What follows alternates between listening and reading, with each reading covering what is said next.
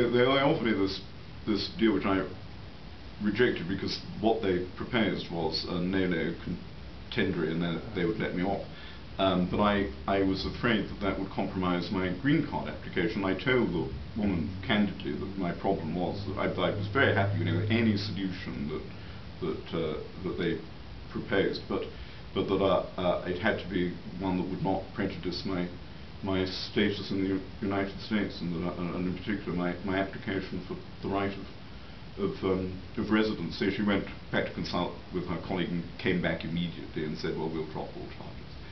And then we went back into court, and the judge, with great glee, pronounced the case effectively dismissed, and we then had a nice chat about his reminiscences of London, and he gave me a chance to say that although I didn't have anything nice to say about the police, I did commend the staff in the detention centre, not only for all they'd done for me, but for the compassionate and humane way they dealt with the other cases in their charge. And I do think Atlanta should be proud of them, but the police are another matter, and I think they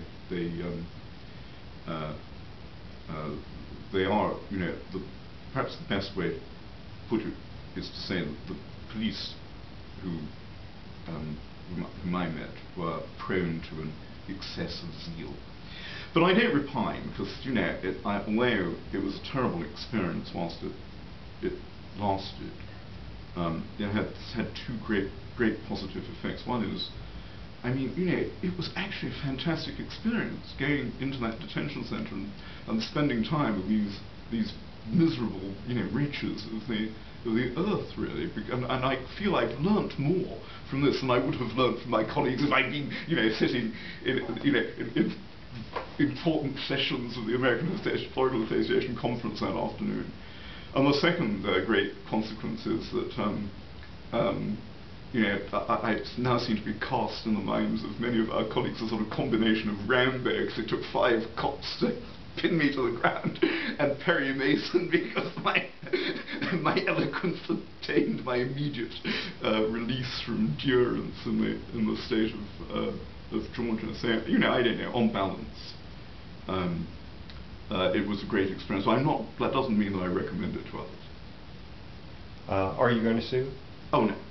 Well, perhaps I shouldn't say that, because who knows what may yet be in store.